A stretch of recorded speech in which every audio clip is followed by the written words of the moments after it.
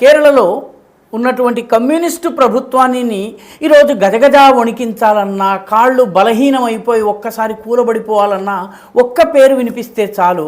ఆ పేరు RSS. RSS అంటే చాలు వాళ్ళకి కంటి మీద కునుకు మాయమైపోతుంది, ఒంట్లో వణుకు మొదలవుతుంది.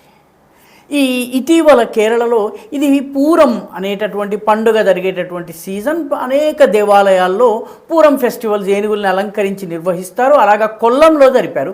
దీనిలో ఈ ఏనుగుల మీద దేశభక్తుల ఫోటో, జాతీయ నాయకుల ఫోటో పెడతారు. కొందరైతే క్రిస్టియానో రొనాల్డో ఫోటో కూడా పెడతారు, మెస్సీ ఫోటో కూడా పెడతారు.